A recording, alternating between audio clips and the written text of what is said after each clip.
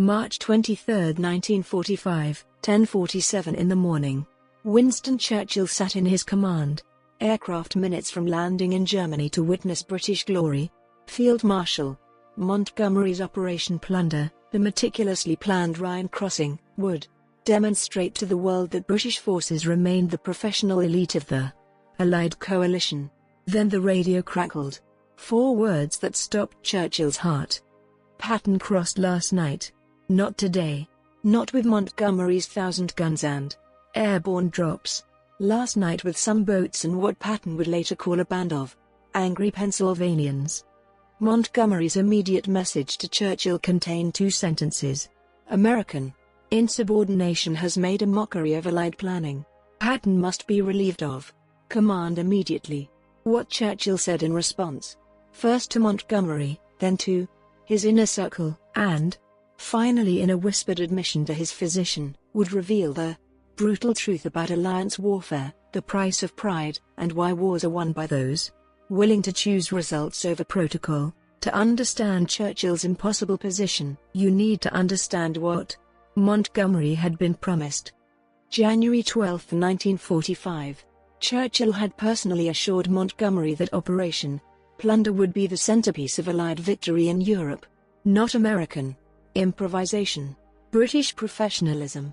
Montgomery had spent 2 months planning 1.2 million men, 25,000 vehicles, 3,500 artillery pieces, airborne drops, smoke screens, the largest river crossing since Normandy.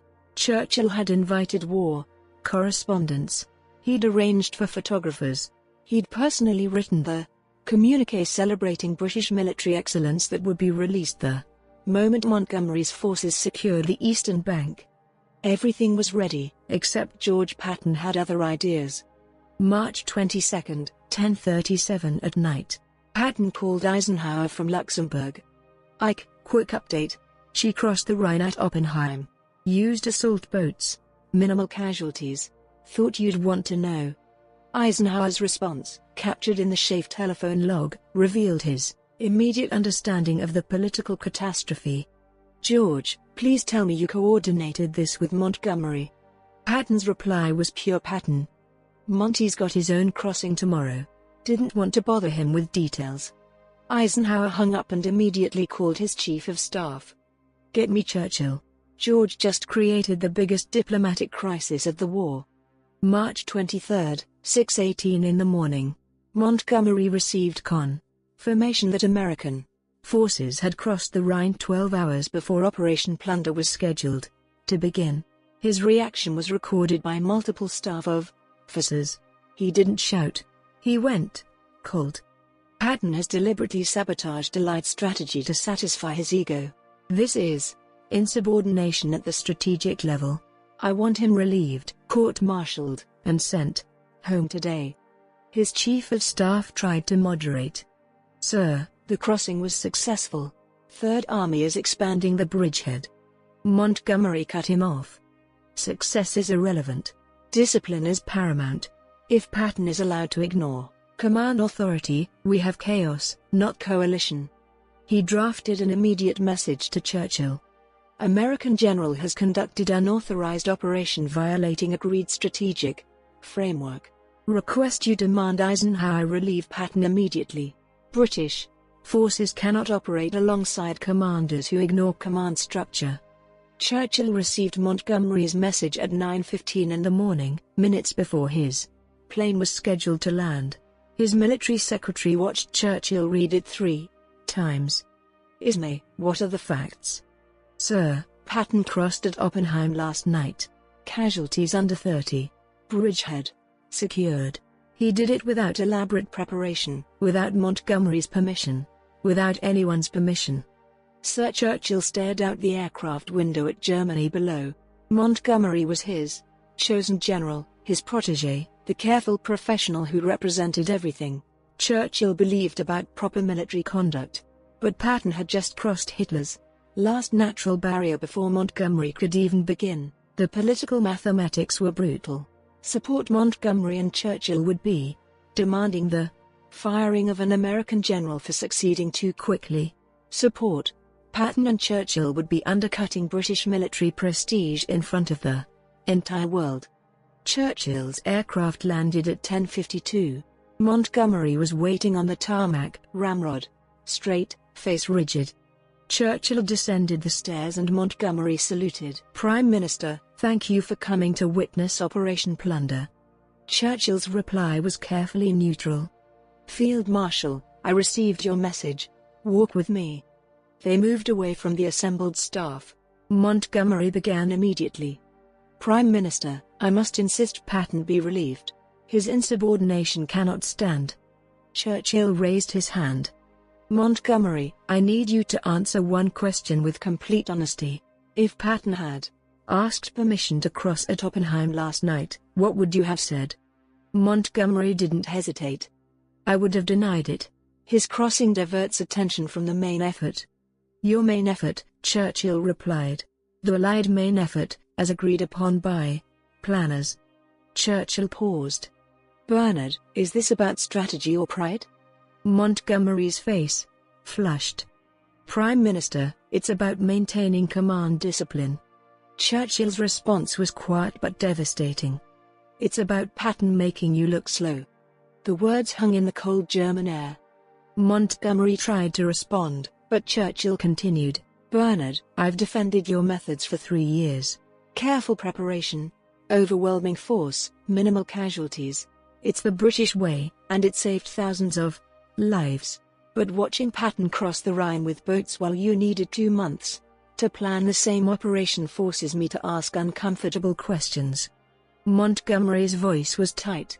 "Prime Minister, if you're suggesting that American methods are superior, I'm suggesting that American speed achieves results we can no longer match." Churchill turned to face Montgomery directly. "The war is ending, Bernard. Germany is collapsing. Every day we spend in careful preparation is a day the Soviets advance further west. Patton understands this." Montgomery's reply was bitter.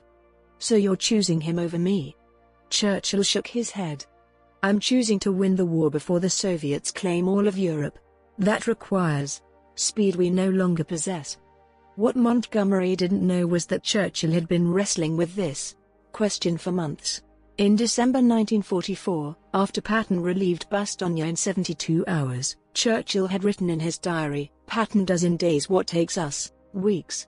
In January, watching Montgomery's slow advance while Patton raced across France, Churchill confided to his physician, "The Americans have learned to move faster than we can think." And now, standing on a German airfield watching Montgomery's elaborate preparations, Churchill realized the truth he'd been avoiding. British military doctrine, the doctrine he defended throughout the war, had been surpassed by American operational speed. Montgomery made one final attempt. "Prime Minister, if Patton is not disciplined, you set a precedent that command authority means nothing." Churchill's response became the most honest assessment of Allied politics ever recorded. "Bernard, you're right. Patton should be disciplined. He violated protocol. He ignored coordination requirements. He made you and the British military establishment look foolish. But here's what you're not seeing. If I demand Eisenhower fire Patton, the Americans will ask why, and I'll have to explain that we're firing their most successful general because he succeeded too quickly without British permission. Do you understand how that sounds?" Montgomery started to protest, but Churchill continued. "The Americans are providing 70% of Allied forces. They're bearing the majority of casualties. They're funding this entire operation. And their general just demonstrated that he can cross the Rhine in one night with minimal preparation while we need 2 months and 1 million men to do the same thing. If I demand his firing, I'm admitting that British pride matters more than Allied victory." The silence that followed was broken by the sound of artillery. Operation Plunder had begun. Montgomery's crossing, meticulously planned, was finally happening, but everyone present knew it was no longer the main event. Churchill placed his hand on Montgomery's shoulder. "Bernard, history will remember your victories, but history will also remember that when the war's final chapter was written, An American general crossed the Rhine. First. Not because he was better than you, but because he was willing to risk everything on speed while we calculated caution. Montgomery's response was barely audible. So I've lost. Churchill shook his head. We've all lost something, Bernard. You've lost precedence. I've lost the illusion that British methods still define modern warfare. But we're winning the war. That has to be enough. Churchill returned to his aircraft without watching Montgomery's crossing. His military secretary recorded what happened next. The Prime Minister sat in complete silence for 20 minutes. Then he asked me to take dictation. The message was to General Eisenhower. General, I have received Field Marshal Montgomery's request that General Patton be relieved for unauthorized Rhine crossing. After careful consideration, I must decline to support this request.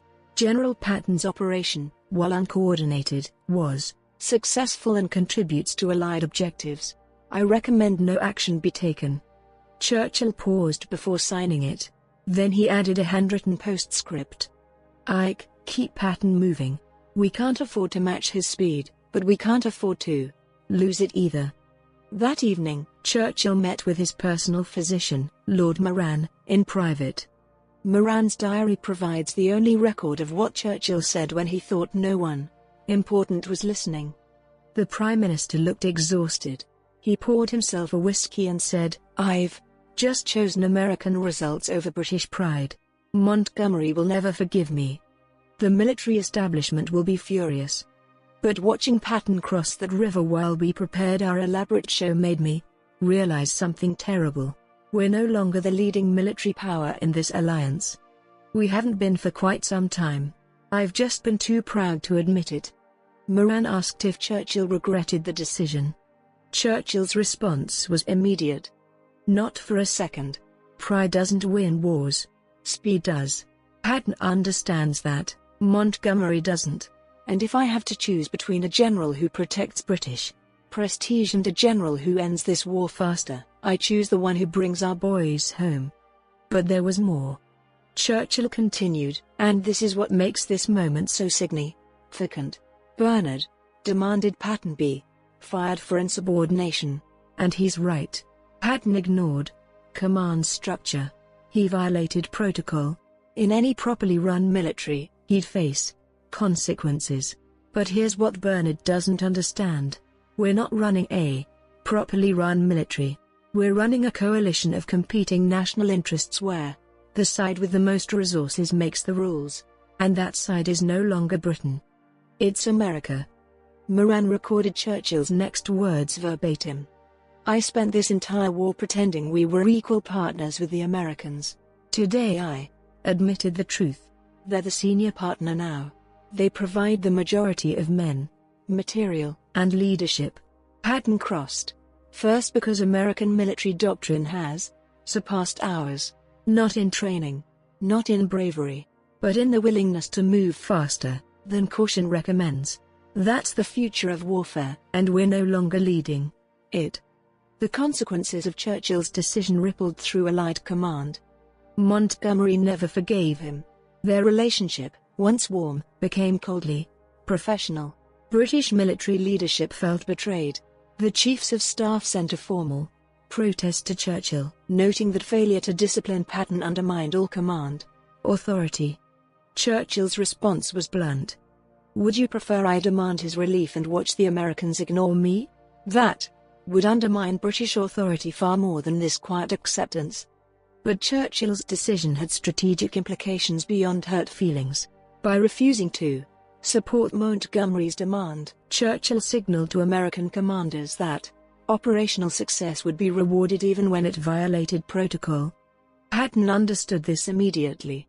After learning Churchill had declined Montgomery's request, Patton wrote in his diary, "The British finally understand this is our war now.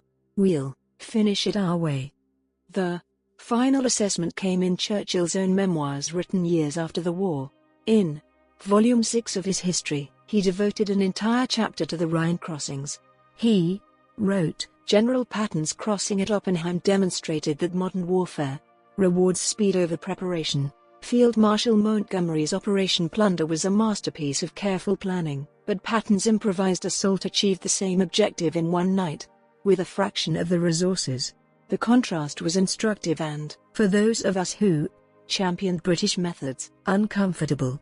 But in a private letter to President Eisenhower in 1953, Churchill was more honest. "Ike, you asked me once if I regretted not supporting Montgomery's demand to fire Patton. The answer is no. Patton won the race to the Rhine. He helped end the war faster. He saved lives by moving so quickly. The Germans couldn't organize coherent defense. Was he insubordinate? Absolutely. Was he necessary? More than I wanted to admit." What Churchill said when Montgomery demanded Patton be fired revealed the hardest lesson of coalition warfare. Sometimes you have to choose between the general who makes you proud and the general who wins faster. Churchill chose speed. He chose results. He chose to admit that British military methods, however professional, had been surpassed by American operational tempo. And in making that choice, he acknowledged a truth that Britain had been avoiding since 1942. The empire that had once defined military excellence was no longer setting the standard. It was trying to keep pace. Montgomery wanted Patton punished for breaking the rules. Churchill understood that Patton had exposed an uncomfortable reality. In modern warfare, the side that moves fastest wins, and Britain could no longer move fast.